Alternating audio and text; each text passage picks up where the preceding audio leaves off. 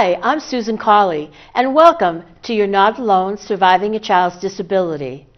Self-advocacy for a person with a disability is a step towards independence, having an awareness of their individual needs and wants.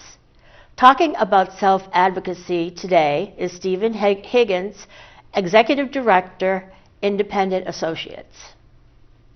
Hi, Steve. How are you? Doing fantastic. And yourself? Oh, good. I'm glad you could make it today. Thanks. We're glad to be here.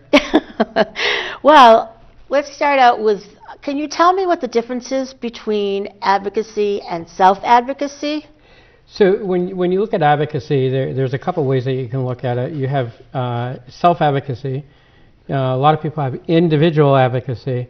And then a lot of times I like to look at it as systems advocacy or community advocacy. Mm-hmm. The big difference between them all is what it comes down to is community and systems advocacy is when a bunch of us as advocates get together to work for something that we see is needing change in our community, whether that's in our school systems, whether that's at the State House in Boston, or even down in Washington, D.C., mm-hmm. and how that affects our outcomes as a whole, as a group. Self-advocacy as a whole is becoming an advocate and being willing and learning how to speak for yourself. Okay. Speaking of what are the skills that I need to learn, what are the pieces that I need to learn in order to be able to navigate this fractured and broken system that sometimes we call education, healthcare, government, housing, all those things that we put together that, to live a healthy life as a person with a disability. Oh, well, as far as advocacy goes, that's a tricky word. Absolutely. Say it 10 times, you're in trouble. Yeah. Now, a straight advocacy role would be maybe a parent or a caregiver as far as taking care of somebody who has a disability. So the answer would be yes and yes, because the advocacy or the advocate role, many of us play the role as advocate. We play the role as advocates as parents. We play the role as advocates as teachers many times. We play the role as advocates in the role that I play many times on the systems side, mm-hmm. Where an individual parent or a teacher or a group might not have that opportunity to work in a larger forum, so to say, like right. the Federation of Children or other organizations. Mm-hmm. And so there's many times that there's the role that as an advocate I would go in speaking with a group of advocates or others together. Several of us did that yesterday. Okay. At the State House in Boston, mm-hmm. for example. We went in to talk about a program called the Alternative Housing Voucher Program. Right. Which is a program that helps persons with disabilities ages 18 to 60 in that place that usually falls through the cracks to gain access to affordable and available and accessible housing. Oh yes. And so definitely. we were at the State House with a group of us advocates mm-hmm. from different organizations. So doing that, members of the legislature were able to see that there was a coalition, mm-hmm. which was a bunch of advocates coming together, advocating towards a single cause. Now, why would a person with a disability want to be a self-advocate? Well, I think self-advocacy goes to the heart and the philosophy of the independent living movement. In Massachusetts, we were one of the first states to have independent living centers. The Boston Center for Independent Living, which actually right. serves this town, Woburn, was one of the first independent living centers in our country. Oh, I didn't know and, that. And in Massachusetts, currently, we have a network of 11 independent living centers throughout the state. If anybody views this from a different town and is wondering where do I go, what independent living center do I turn to, there's a great resource on the internet. It's the Massachusetts Statewide Independent Living Council. Okay. I'm actually appointed to the council by the governor. And on the council's website, you can click on a little button that says Massachusetts Independent Living Centers. Mm-hmm. And it lists all 11 independent living centers. Okay. And every community in our state is listed by the independent living center that serves them. Mm-hmm. Now, independent living history and philosophy, when we look at it, there's a saying that you'll hear a lot in the independent living movement, and that's nothing about me without me. So when we look at ourselves as advocates, many times, whether it's the medical system, whether it's the school system or others, we always have people that want to talk about us. And what nothing about me without me is it reminds us that I need to be at the table when there's decisions that are being made about me. As a young person with a disability, I want to be at the table when there's decisions being made about what my IEP is going to include. Right. I want to have a choice to not be told that at 14 years old I'm going to have to live on the Social Security system, Right. But that I might be able to get a job and go to college and do all the things that my non-disabled brothers and sisters that are in that same building we call a school as me are given access to every single day. Right. And so self-advocacy is about developing that inner voice within yourself and being able to understand that nothing about me without me is the driving force behind self-advocacy. I see. Now, when should parents begin to teach skills that would foster self-advocacy? It's different with every child, but I say from day one. Day one? Now, how would you do that? Well, a lot of that is communication.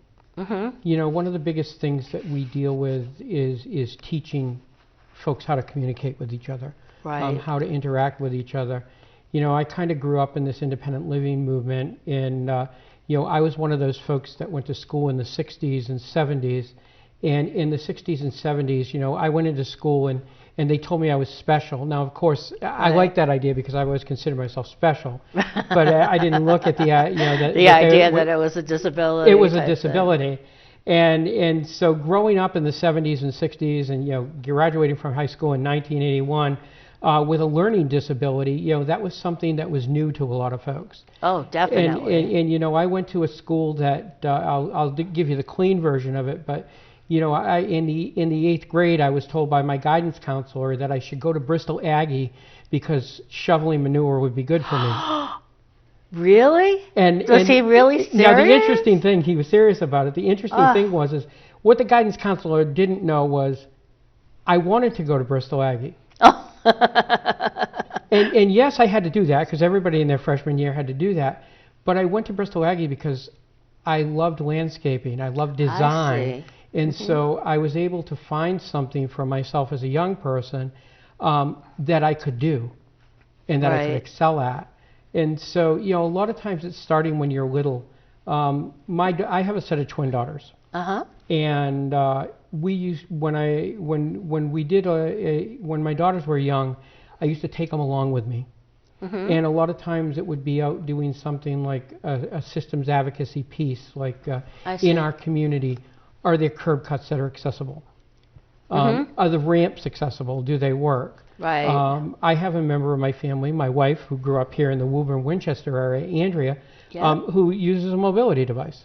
Yep. So for us, having that experience of, it's scary that here we are in 2017 and sometimes we still have to go in the back door because there's not an accessible entrance. Definitely.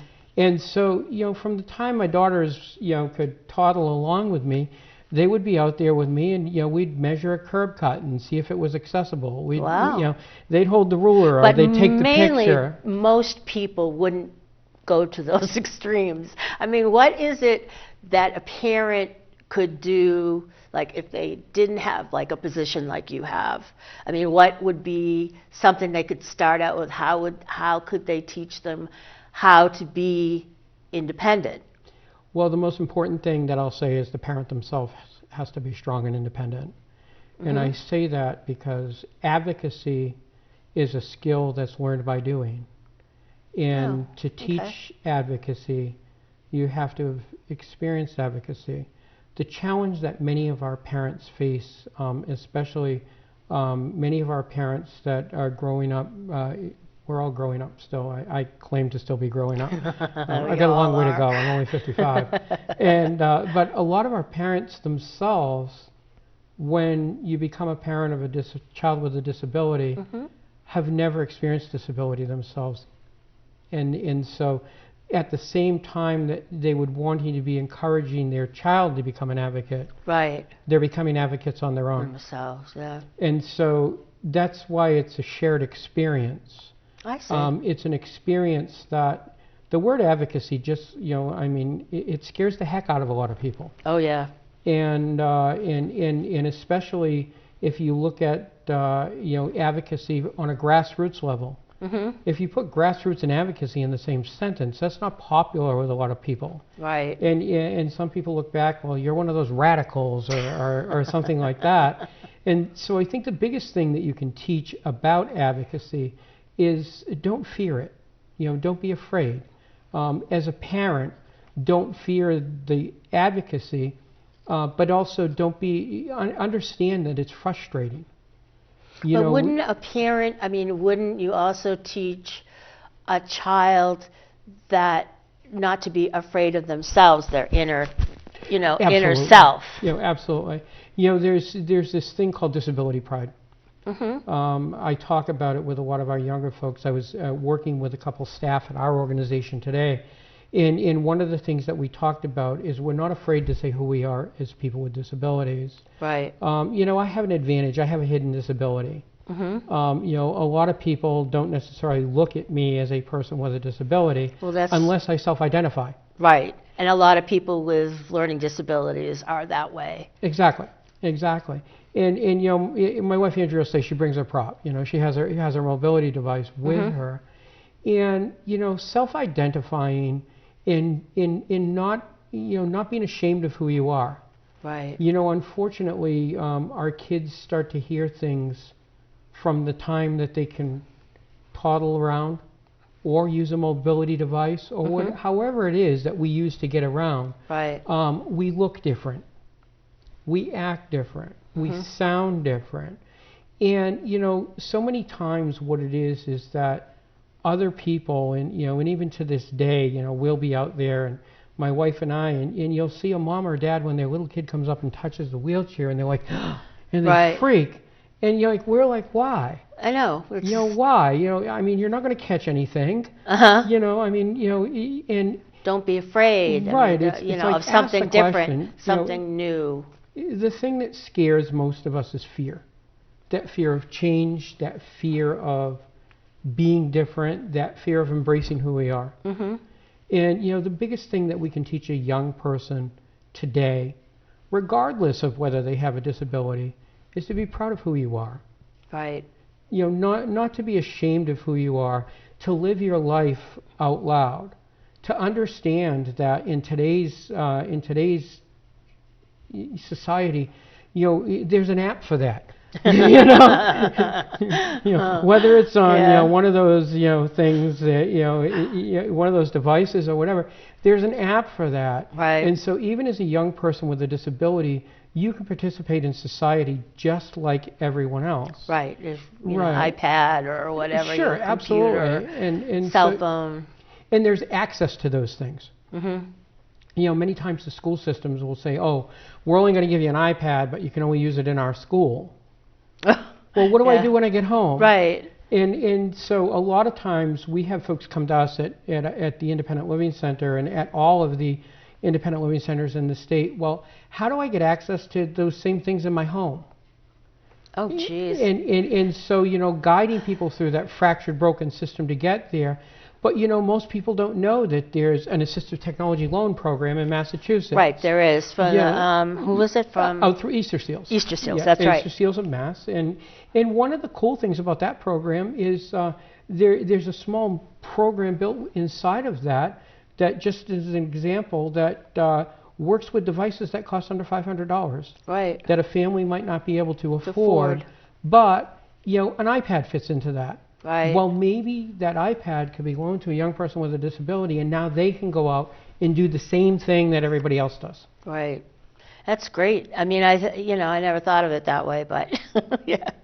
Now, what do you think is the most important skill that a person might need as far as advocating for themselves?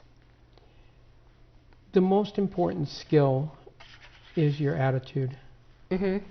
And, we talk a lot of times, but you have to be able to maintain an attitude and a willingness of, this is my goal. This is what I need.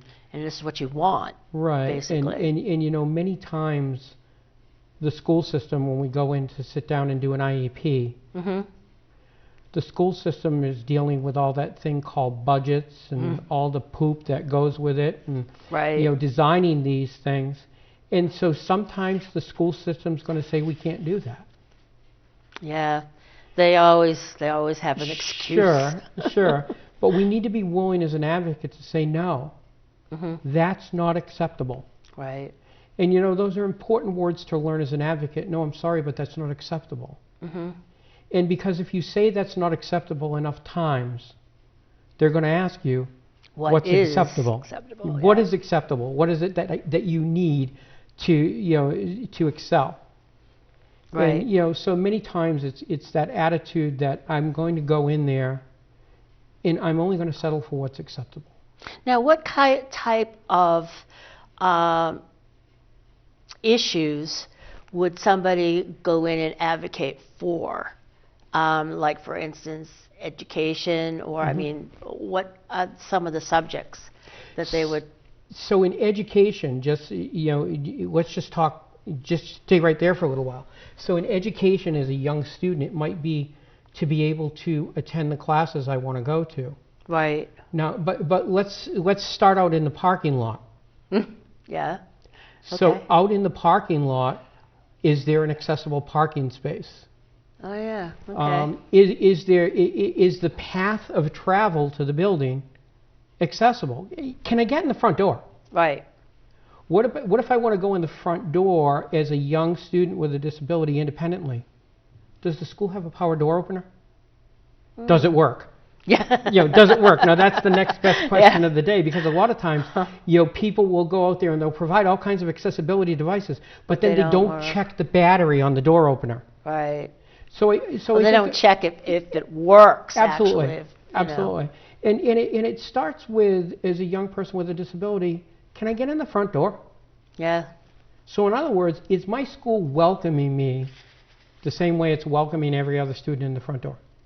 Right. Can I get in the front door today? So now that I can get in the front door, can I get into the classrooms? Right.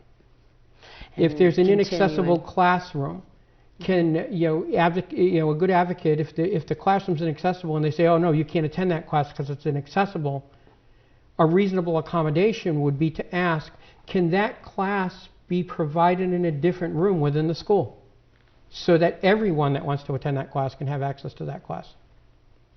So you give them options, in other words. Absolutely. When we look at free and appropriate public education, FAPE, things that we hear on the federal level, and of course we know those are by some folks being challenged in Washington right now, and that in itself is a very scary thing. Yeah, definitely. But when we look at going into the public school as a young person, you know, can I go through the lunch line like everyone else?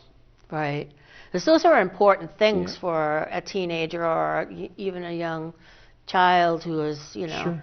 Where do students in the school gather? Right. You know, when they want to just hang out, where do they gather? Is that accessible? That's a lot to think about. You know, one of our local schools, there's this big thing out there now called, in some of our schools, a Google staircase, where they'll build this big staircase where students gather and stuff like that. But unfortunately, they'll put a space at the bottom and a space at the top. So you But can't, if you're a person with a disability or a wheelchair and you want to talk with your friends, and your friends are on the third level, how do you get there?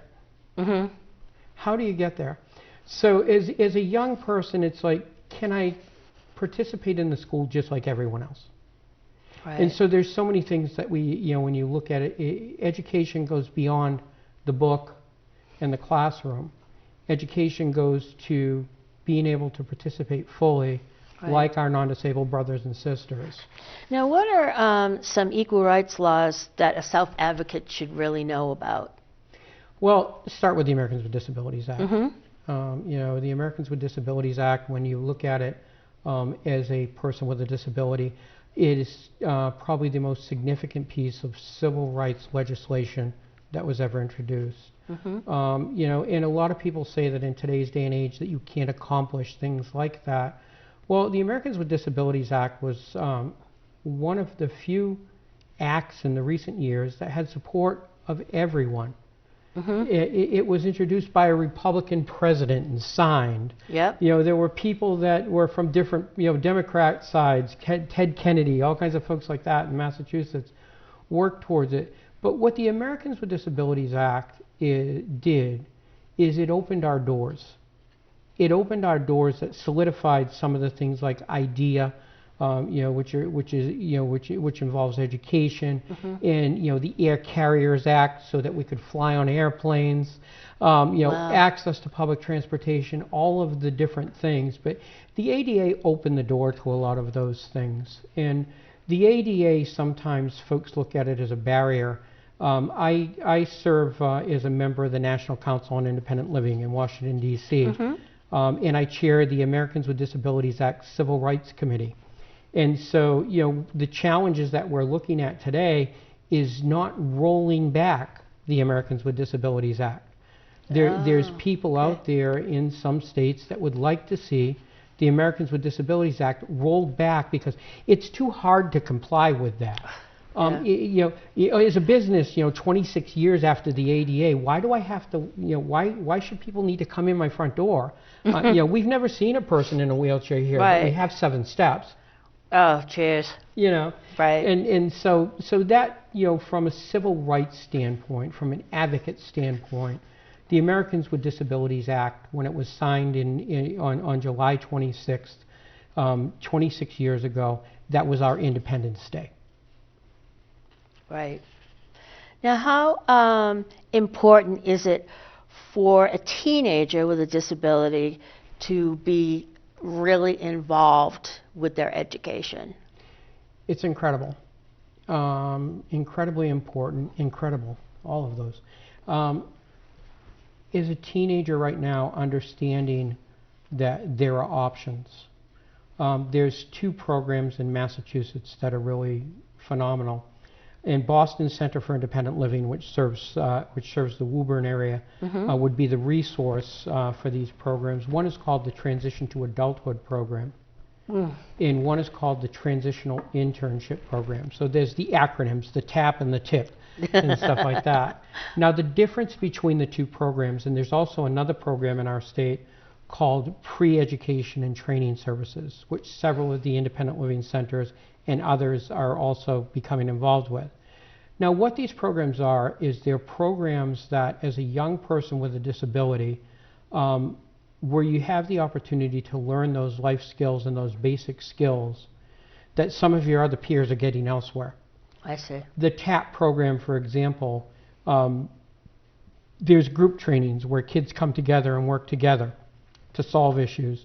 Sometimes it's just to play a video game because it's Yeah. learning socialization skills, I things see. like that. Mm-hmm. But for an example, one of the components of that program, the TAP program in Massachusetts, is a self-advocacy piece. Oh, okay. And so as a young person, you might learn with a group about what this is. So we each year in Massachusetts do an Independent Living Education Day at our State House. So this year that's going to take place on March 22nd. Mm-hmm. And this is an opportunity where advocates from around the state come together at the grand staircase of the State House, talk about our priorities, and then have a sandwich and go out and visit legislators. Oh, that's So one of the very components that interesting. we're doing at our center, now I can't say BCIL and every center is doing this, is we're bringing a bunch of our young folks in our TAP program Mm-hmm. to Boston. And how we're doing that is we're looking at it, all of the skills you can learn that day. Right. Well, some of the kids have never gotten on the train. Wow. So how do you get on the train? Well, once you get into Boston, what do you do when you get off the train? Right. How do you It's get to the confusing. State House? Right. God forbid going through the State House, you're going to have to go through the detector and Oh. all of that stuff. Yeah. But throughout the day, the skills that these young Always folks are learn. learning, it's a fun experience, but they're being empowered at the same time. Mm-hmm. Some of our young folks have never met, some of our teens have never met a legislator. Wow. So if you're standing in an office with a legislator, and the legislator asks this group of kids, hey, so what town are you from? Hey, that's my town. You're one of my constituents. Yeah. And all of a sudden, a young person that was afraid Right. starts to establish a relationship and an understanding that I can do this. Mm-hmm. You know, the legislators, they're not a rock star. You know, they put on their clothes the same way I do. Now, what about now when you're turning 22? It's kind of like a whole different story. Yeah, that's that cliff thing. And they have ISPs instead of IEPs. And I was just wondering how much an adult has to advocate for themselves as an adult versus being a teenager. Well, I kind of look at myself as a little kid in a big kid suit. and I think a lot of times that as a teenager we have to look at ourselves the same way. Mm-hmm. That whole thing called transitioning to adulthood, it's really scary. Very scary. I consider myself still in the transition, Yeah. which isn't a bad thing. You know, I mean, we have to look at that. But parents and the child are scared of it because you hear so many, no offense, but horror stories. Absolutely. About, once they turn 22, they kind of drop off the cliff, edge. Abusive persons with disabilities, Right. So many, people being taken advantage of. One of the things that I've recommended for years always is, get involved with the local independent living center. Mm-hmm. The 11 that are around the state. Now, you may be a young person that lives in Woburn, but you're going to go to school down at Bridgewater State University. Mm-hmm. So maybe you want to call us because we're down, right around the corner from Bridgewater State University. Right. And, the center is one of the places that what's really made the center set apart from other folks is we've worked with folks for over 35 years, 40 years with BCIL Mm-hmm. that fall through that gap, that 18 to 60 gap. Yep. The 22 to 60 gap. All of a sudden you turn 22 years old, you fall off a cliff. And you look and there's this big mess of there's no services there until you turn Right. 60 years old. Well, that's a long time. Very long time. And so what the centers do, each of us work with folks regardless of age. Mm-hmm. To understand how a center provides services is they're a cross-disability organization. So they work with a person with any disability. They're a cross-age organization.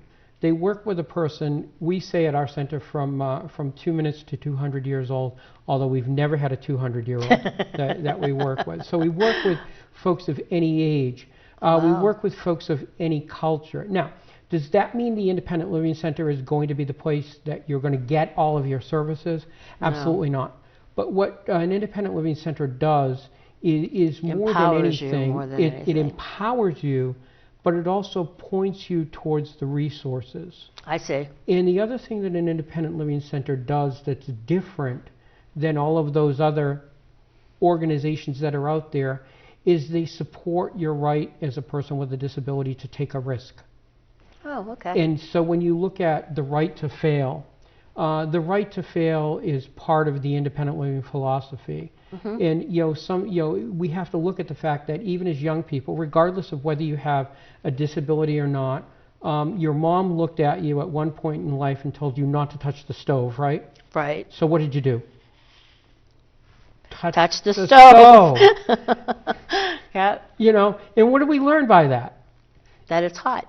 and you know what? That's the right to fail. That's the right to take a risk, the Mm-hmm. understanding. And so many other organizations only provide what's called safety net services. Right. And unfortunately, sometimes those safety net services are good intended and provided with good intention, but they're not giving you as the person with a disability the opportunity to experience them for yourself and the opportunity to make the choices for yourself.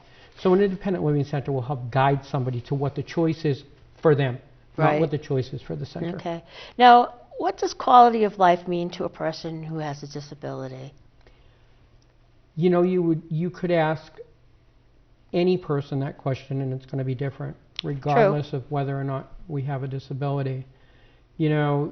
There's a lot of people that have this fear of disability as a whole, and you hear statements like, oh my God, if I ever got in a car accident and had to use a wheelchair, that would be it. And that's the kindest way I can say it. Right.